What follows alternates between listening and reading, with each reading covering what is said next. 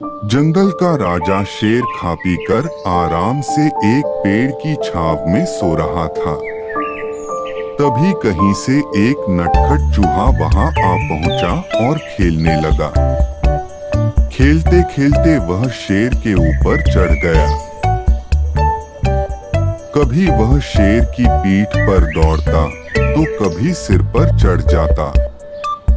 कभी वह उसके कान पर झूलता तो कभी पूंछ से खेलता। उसे बड़ा मजा आ रहा है और उसकी उछल कूद बढ़ती जा रही थी। शेर के पंजे में आते ही चूहे डर गया और थर-थर कांपने लगा। शेर बोला, बदमाश चूहे, तेरी इतनी हिम्मत कि तू जंगल के राजा शेर की नींद में खलल डाले। अब तेरी खैर नहीं, मरने के लिए तैयार हो जा, अब मैं तुझे मारकर खा जाऊंगा। मौत सामने देख चूहा गिड़गिड़ाने लगा। वनराज, मुझे क्षमा कर दें, मुझसे बहुत बड़ी भूल हो गई। मुझ जैसे छोटे से प्राणी को खाकर आपको क्या मिलेगा? आपका पेट तो भर नहीं पाएगा। कृपा कर मुझे छोड़ दीजिए। अवसर आने पर मैं अवश्य आपके काम आऊंगा।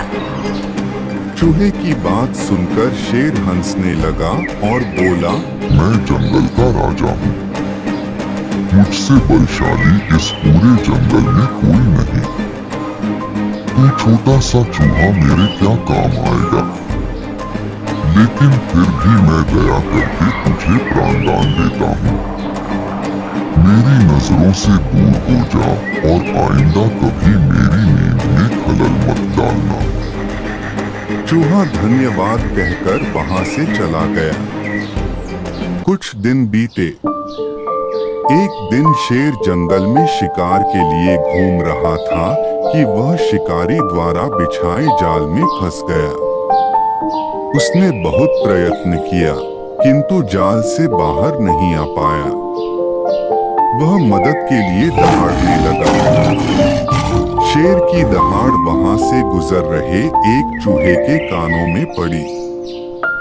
यह वही चूहा था जिसे शेर ने दया कर प्राणदान दिया था। चूहे दहाड़ की दिशा में गया तो शेर को जाल में फंसा हुआ पाया। उसने फौरन अपने नुकीले दांतों से जाल काट दिया।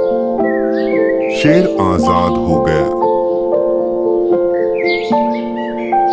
उसने चूहे को धन्यवाद दिया तो चूहा बोला, वनराज, आप शायद मुझे भूल गए हैं।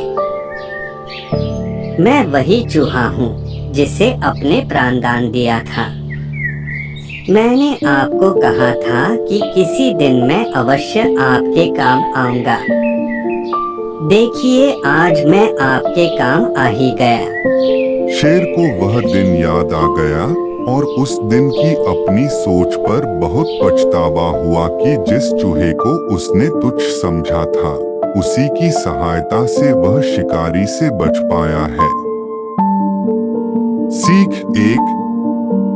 बाहरी स्वरूप देखकर किसी की योग्यता का आकलन नहीं करना चाहिए।